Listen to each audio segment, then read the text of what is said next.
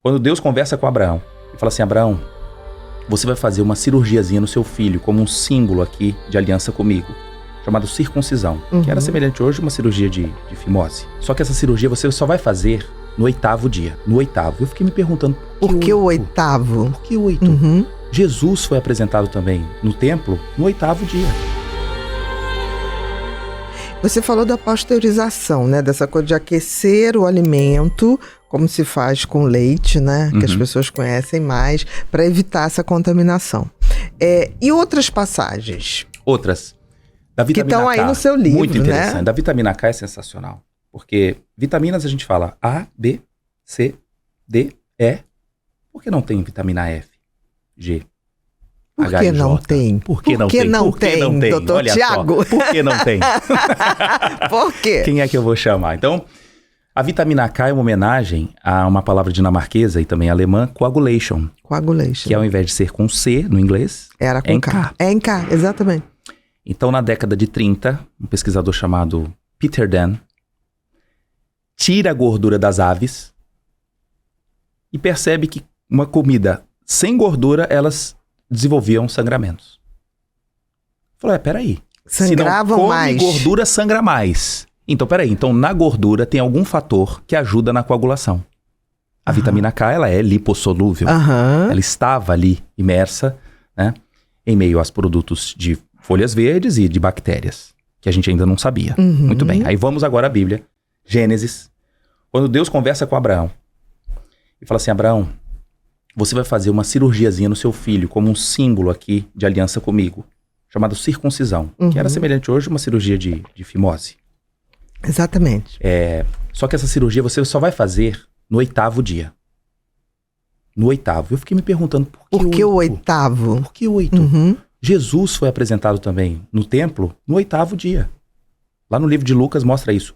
Todo judeu na sinagoga, quando ele é apresentado, é no 8º que acontece a circuncisão. Até hoje, então, até hoje se mantém. É um costume judaico, é mantido.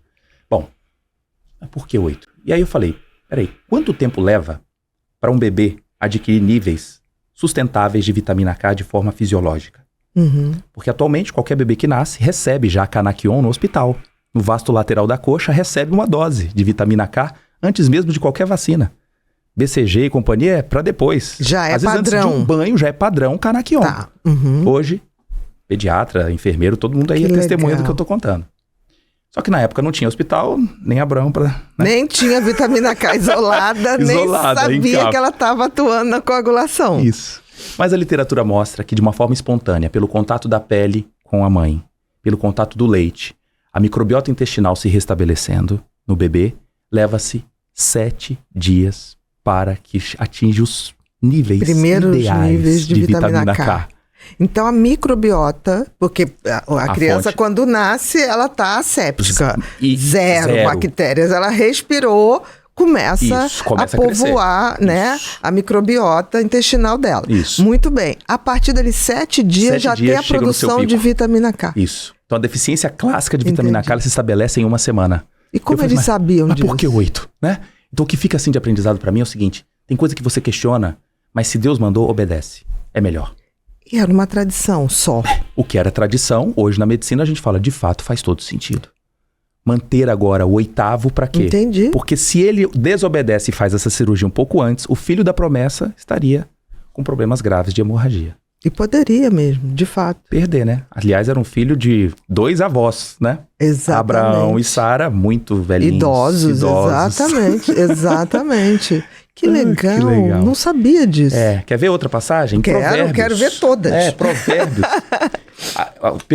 Quando o pessoal vai fazer alguns estudos com álcool, porque o álcool é utilizado há muito tempo, desde a época da cerveja, e começa o processo fermentativo. Aí eu falei, e a Bíblia fala sobre etanol?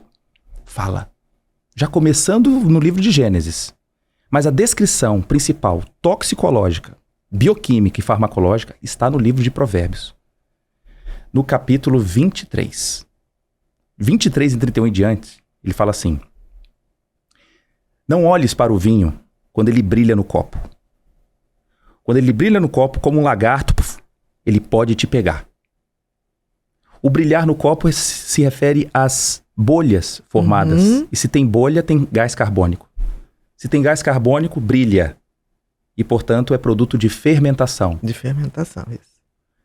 No final, o lagarto ou então a cobra vai te pegar, dizendo que os primeiros momentos do contato com o álcool, eles são muito atraentes. Mas daqui a pouco vai vir o momento do ataque, do bote. Os teus olhos olharão para as mulheres estranhas. Que é a mulher estranha? Quem não é sua. O poder do álcool no sistema límbico faz com que o poder de julgamento fique alterado. O filtro cai. Os índices de adultério geralmente são recheados sob alguma intervenção, ou medicamentosa ou do próprio álcool. Exatamente. Né? Recentemente, Daniel Alves, na Espanha, quis abrandar a sua pena, do caso lá do estupro. Sim, do estupro. Ampla divulgação, claro. De que ele estava bêbado no dia e por isso ele teria a pena atenuada. Então, só coisas assim do cotidiano para as pessoas acharem que não é um termo bíblico. Então, olharão para as mulheres estranhas e o seu coração falará perversidades. Em algumas traduções mais modernas, falará bobagens. E é fato. O córtex pré-frontal já começa também a sofrer, a sair de cena. Atividade gabaérgica. Olha, então, a gente vai 800 anos antes de Cristo e tocamos agora na farmaco. Como faz sentido? Então, um livro de cunho espiritual, tratando em alguns momentos nas passagens, processos que estão relacionados ao corpo humano. Né? Atividade gabaérgica. E estarás no topo de um barco. Quem está no topo de um barco, geralmente quando você vai comprar passagem de navio, quem está no lugar mais alto é a região de maior chance de... Exatamente. De enjoo, exatamente. É isso? Tontura. Que o álcool também provoca. Totalmente. Então, por isso, se beber, não dirige. Esse também é um outro fator importante. E dirás, espancaram-me e não me doeu. Bateram-me e não senti o efeito analgésico e anestésico que o álcool tem. Exatamente. Aí termina. E quando voltarei a despertar efeito hipnótico que o álcool tem? E a frase termina. Ainda voltarei a tomá-la outra vez. O que é isso, Bia? Dependência. Exatamente. Mesmo sabendo daqueles efeitos que está colocando aí. Interessante que bota as etapas do álcool, né? A primeira dose, realmente, é aquela que você relaxa, você sente um relaxamento, uma coisa gostosa. A segunda dose, você já está começando a falar um pouco mais alto, começando a ficar mais solto. Se for em festa de final de ano, é a hora que alguém... A festa da família, né? Ou faz um vexame, fala aquilo que não deveria falar. Alguém que tinha olho em alguém começa a perder o filtro. Isso. E se isso continua, você pode ir até o coma, né? Sim. Porque o álcool tem essa potência de... A mesma substância tem efeitos diversos. Exatamente, né? E aí, exemplos bíblicos dessa passagem... Eu não sabia que isso tinha na Bíblia. Olha que sensacional. Além dessa passagem que descreve assim, vamos dizer assim, a coluna dorsal, a espinha dorsal da história, vem exemplos. As filhas de Ló, em Gênesis, embebedam o seu pai para ter relação incestuosa com ele. Então a famosa ideia do Boa Noite Cinderela, que a gente fala tanto, feito com roipinol, com ketamina, com zolpidem e companhia, é um princípio que já aconteceu na Bíblia com o etanol. Então, se na época não tinha um estimulante gabaérgico via zolpidem, né, para estimular o GABA, ômega 1, não, mas para a época o que tinha era etanol. O álcool. Então, foi o primeiro Boa Noite Cinderelo. Exatamente. Que bacana. Né? Noé também, a passagem é muito interessante que diz que ele se alimentou de uvas que estavam armazenadas. Opa, a uva armazenada era produto fermentado. E aí ele fica nu na frente dos seus filhos, que foi uma grande desonra. Tá também essa passagem de Gênesis. Que é quase como se ele estivesse bebendo vinho, né? Justamente. A uva fermentada. Exatamente. É isso aí. Então, em várias passagens bíblicas, às vezes na tradução do português vinho, eu preciso passar pelo crivo. Eu estou me falando do mosto, que é o produto não fermentado, ou o produto com álcool. O contexto te ajuda a entender.